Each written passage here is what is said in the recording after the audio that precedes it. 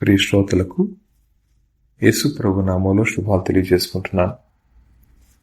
ప్రార్థన చేసుకుని నేటి పాటలోకి మనం వెళదాం. కృప కలిగిన తండ్రి, మీకే వందనాలు చెల్లిస్తా ఉన్నాను.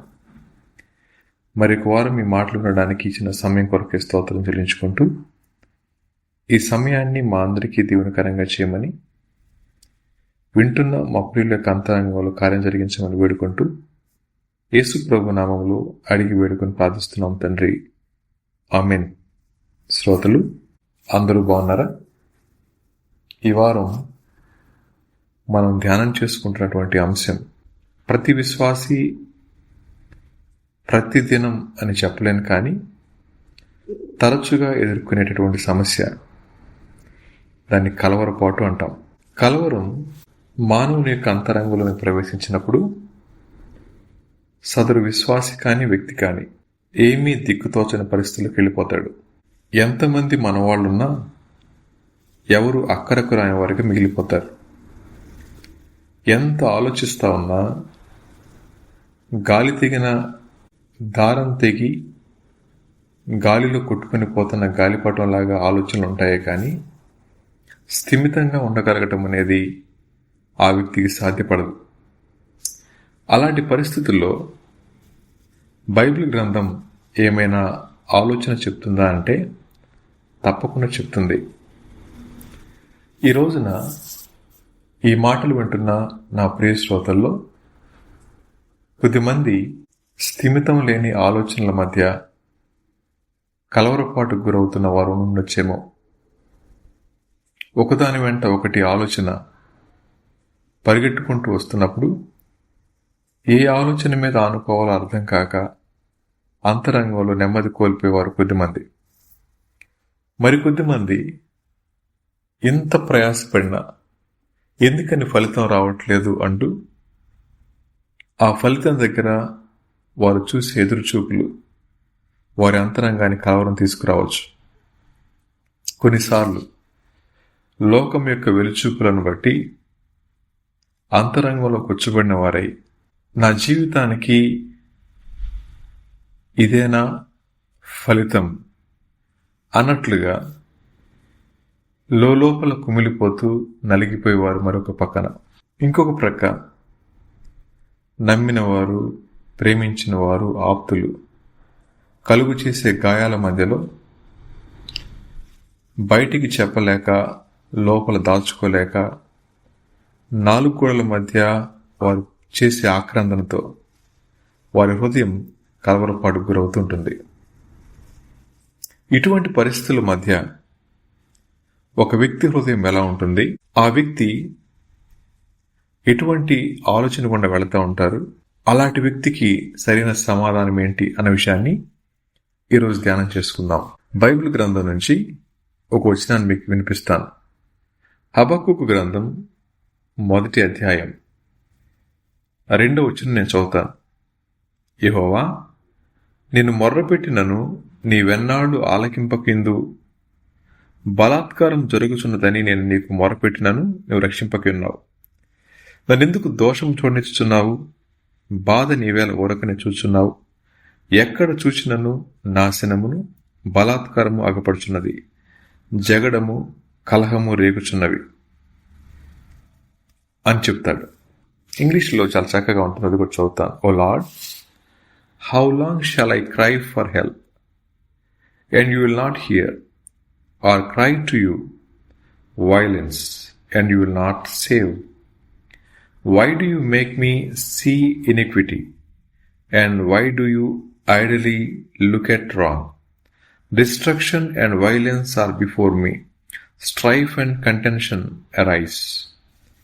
ఈ మాటల్లో వాడినటువంటి పదజాలం ఎంత కఠినంగా ఉందో, ఆ వ్యక్తి యొక్క అంతరంగ సమస్య తీవ్రత ఎంత భారంగా ఉందో ఈ మాటలో మనకు అర్థమవుతా ఉంది.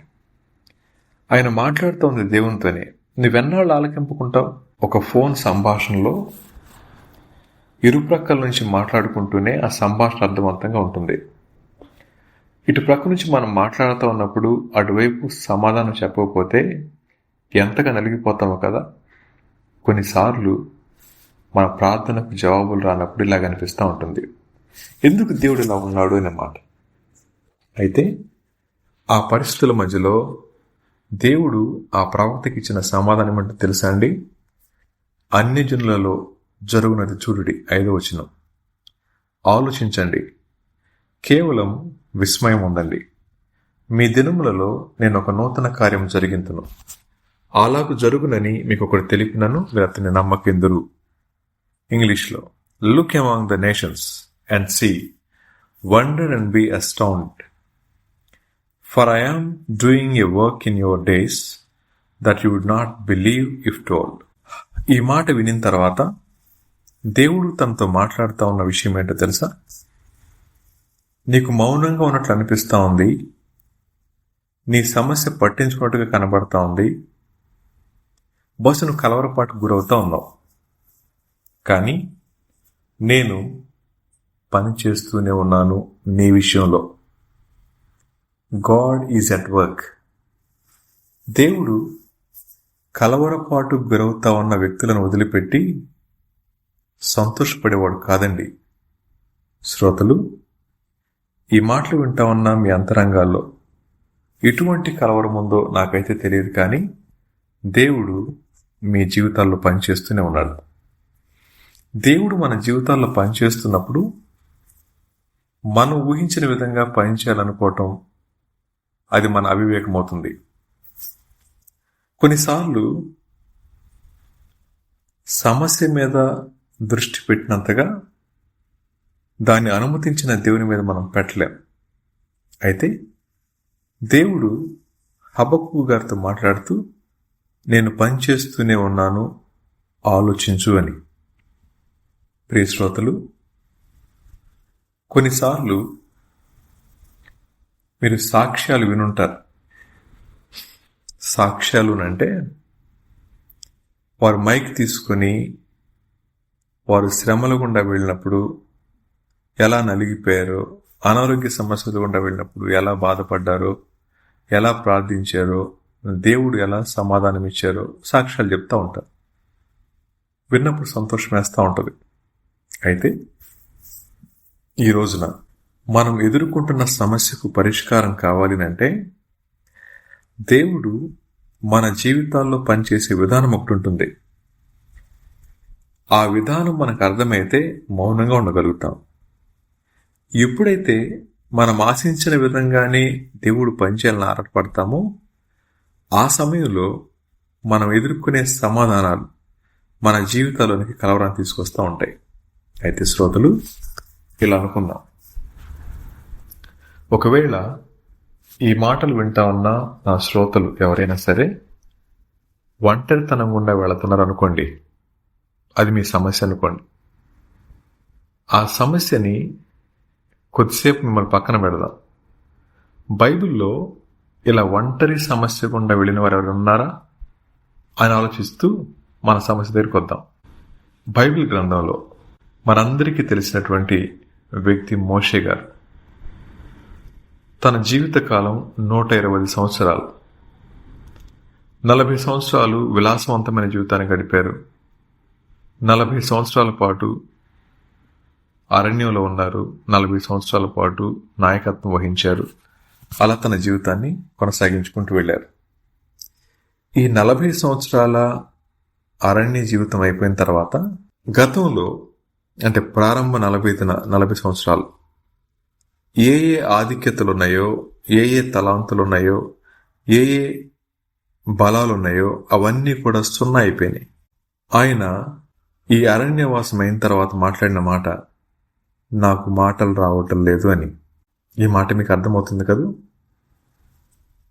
ఆయన ఎందుకు అరణ్యానికి వెళ్ళి ఉండొచ్చు అంటే తన సొంత ఆలోచన చేత, తన సొంత బలం చేత, తన సొంత తెలివితేటల చేత ఇశ్రాయేలు జనాంగాన్ని విడిపించాలని తాపత్రయపడినప్పుడు దేవుడు వాడుకోవడానికి ఇష్టపడుతున్నారు. కానీ ఏదేది తనకు అతిశయంగా ఉందో అతిశయాన్ని తీసివేసి ఆయన వాడుకోవడానికి ఇష్టపడతా ఉన్నాడు. ఆ క్రమంలో మోషే గారు 40 సంవత్సరాల పాటు ఆయన తర్ఫీదు పొందవలసి వచ్చింది. ఇప్పుడు ఈ మాట దగ్గరికి ఇలా వద్దాం. ఈ రోజున ప్రియ శ్రోతలు, 4 గోడల మధ్య ఉండి ఒంటరితనం గుండా మీరు వెళ్తా ఉన్నట్లయితే, ఈ పరిస్థితికి ముందు ఒకవేళ మన జీవితాల్లో అతిశయం ఉందేమో, మంచి జ్ఞానం అని చెప్పి అతిశయపడ్డామేమో, అందాన్ని బట్టి అతిశయపడ్డారేమో, ధనాన్ని బట్టి అతిశయపడ్డారేమో, తెలివితేటలను బట్టి అతిశయపడ్డారేమో, ఇక నాకు ఎదురు లేదనుకుంటున్నారేమో. దేవుడు మీ జీవితాల్లో పనిచేయడానికి అనుమతించిన ఈ ఒంటరితనం దగ్గర ఎన్నాళ్ళు ప్రభువా అనొద్దు, ఎంత త్వరగా అర్థం చేసుకొని దేవునికి అప్పగించుకొని విడిచిపెట్టవలసిన అతిశయాన్ని విడిచిపెడితే తప్పక మీ జీవితాల్లో ఫలితాన్ని చూస్తారు. అలా అని అందరికీ ఇదే ప్యాటర్న్ అంటే కాకపోయి ఉండొచ్చు. కానీ ఈ మాట మనం వింటున్నప్పుడు గుర్తించాల్సిన విషయం ఏంటో తెలుసా? ఒకవేళ ఈ రోజున ఈ ఒంటరితనానికి గల కారణం మీరు చిన్నప్పటి నుంచి ఏదైతే ఆసరా చేసుకొని, దేన్నైతే ఆధారం చేసుకొని, నేనెవరి మాట వినను, నాకన్నీ తెలుసు, నేను జ్ఞానవంతుణ్ణి, జ్ఞానవంతురాల్ని, నేను అందగాడిని, అందగత్తెను, నాకు ధనం ఉంది, నాకు చదువు ఉంది, నాకు బంధుబలగం ఉంది, నేనేమైనా చేయగలను, నాకు తలాంతులున్నాయి అనుకుంటూ మీ స్వశక్తి మీద ఆధారపడుతున్నట్లయితే దేవుడు అట్టి పరిస్థితుల మధ్యలో నుంచి ఒక పాఠం నేర్పించడానికి దేవుడు అనుమతించిన పరిస్థితి ఏమో. ఎలా చెప్తారండి మీరు అనొచ్చేమో. అదే హబక్కూకు గ్రంథం 2వ అధ్యాయంలో దేవుడు మాట్లాడేదానికంటే ముందు ఈయన కావలి వానిలా ఎదురు చూస్తూ ఉంటాడు. మీరు తర్వాత చదువుకోండి. అక్కడ దేవుడు ఒక్కొక్క సమస్య చెప్తా ఉంటాడు. ఈయన ప్రజలు ఎలాంటి వారో తెలుసా? ఈయన ప్రజలు అని చెప్తూ ఆయన చెప్పినటువంటి మాట, వాడు ద్రాక్ష రసాన్ని బట్టి అతిశయపడుతున్నారు. 5వ వచనంలో తమవి కాని దానికోసం ఆక్రమించడానికి అభివృద్ధి పడతా ఉన్నారు, తాకట్టు సొమ్మును పెట్టుకుంటా ఉన్నారు, ఆ తర్వాత వడ్డీకి ఇస్తా ఉన్నారు, ఆ వడ్డీకి ఇచ్చేవారు హఠాత్తు మీద పడతారు, ఆ తర్వాత అన్యాయంగా లాభం సంపాదించుకుంటున్నారు. ఇలా వాళ్ళ లక్షణాలను చెప్తా ఉన్నారు. అలా చెప్తా ఉన్నప్పుడు హబక్కూకు అంటారు, ప్రభా సరే తప్పైతే అయింది, కానీ వాళ్ళు బాగా క్రూరులు కదా ప్రభా, మీరు వీళ్ళ మీదకి ఎందుకు పంపించావు అన్నప్పుడు దేవుడు తన బిడల జీవితాల్లో పనిచేసే పద్ధతి విధానం మనకు అర్థం కాదు. ఒకవేళ మనల్ని సరిచేయడానికి దేవుడు అనుమతించే వ్యక్తులనైనా, దేవుడు ఉపయోగించే పద్ధతి అయినా మన ఊహలకు అందదు. అప్పుడు మనకు వచ్చేదానికి కలవరపాటు అంటాం. ఇప్పుడు చెప్పండి శ్రోతలు, ఐగుప్తు బానిసత్వం నుంచి విమోచించబడిన ప్రజలు దేవుని మాట మీద తిరుగుబడినప్పుడు దేవుడు వారిని ఏ విధంగా తన మార్గంలోనికి తీసుకురావడానికి ఏ ఏ విధానాలు వాడుకున్నారో మనం జ్ఞాపకం చేసుకుంటే, ఈ రోజున మనం వెళుతున్నటువంటి కఠినమైన పరిస్థితి కావచ్చు, లేదా ఒంటరితనం కావచ్చు, ఏదైనా నష్టం కావచ్చు, దీని వెనక దేవుడు ఒక పాఠం నేర్పిస్తా ఉన్నారు. ఈ శ్రమ రాకముందు దేన్ని బట్టి అయితే అతిశయపడ్డావో ఆ అతిశయాన్ని తొలగించుకుంటే త్వరగా బయటకు వస్తావు అనే మాట. శ్రోతలు, ఈ మాట కొంచెం ఆశ్చర్యంగా అనిపిస్తూ ఉంది కదూ. దేవుని విధానాలు మనకు అర్థం కావు. అలాంటి పరిస్థితుల్లో మన సమస్యను గ్రంథం దగ్గరికి తీసుకుని వచ్చి ఆ గ్రంథంలో వారితో పోల్చుకోవడం కూడా మన పనికిరాని వాళ్ళమే. కానీ మన సమస్యను అడ్రస్ చేస్తూ ఏ ఏ సందర్భాలు చెప్పబడిన జ్ఞాపకం చేసుకొని, ఒకవేళ అది మన జీవితం దగ్గరగా ఉంటే మనం సరి చేసుకోవటం మంచిది. ఇక్కడ మీకు ఒక విషయాన్ని చెప్పి ఇది నా పాఠాన్ని మనం ముగిద్దాం. దేవుడు అన్యాయంగా ఎవరిని శ్రమకు అప్పగించేవాడు కాదు. దేవుడు పని చేసినప్పుడు మన జీవితాల్లో మేలు కోసమే జరిగిస్తారు. మనం ఎదుర్కొనే ప్రతి సమస్యకు కారణం దేవుడు కాదు. మన బుద్ధిహీనత వలన, మన అవివేకం వలన, మన అజాగ్రత్త వలన కొని తెచ్చుకునే సమస్యలే 99% ఉంటాయి. ఆ 1% యోబు గారిలాగా మన యథార్థతను మనకు అర్థమయ్యే విధంగా తెలియచెప్పడానికి దేవుడు అనుమతించే పరీక్షల ద్వారా మనకు అర్థమవుతుంది. ప్రియ శ్రోతలు, ఇప్పుడు చెప్పండి, చాలా కాలంగా ప్రార్థిస్తూ ఉన్నారు, ఎందుకు ప్రభు ఇలా వదిలేశారు అంటున్నారు కదా. మీరు అనుభవిస్తూ ఉన్న పరిస్థితికి కారణం దేవుడా, మనమే అంటారా? మనమే అయితే త్వరగా పాదాలు పట్టుకుందాం, ప్రభా నన్ను క్షమించండి, నన్ను తిరిగి సమకూర్చండి అని. ఒకవేళ యోబు గారిలాగా మీరు యథార్థవంతులైతే తప్పకుండా దేవుడే తగిన సమయమందు మిమ్మల్ని హెచ్చిస్తాడు.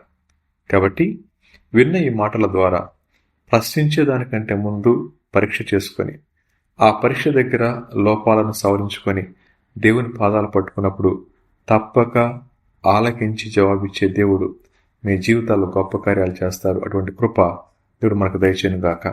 తిరిగి మరొక వారం మనం కలుసుకున్న పర్యంతం దేవుడు మనందరికీ తోడుగా ఉండను గాక. ఆమేన్.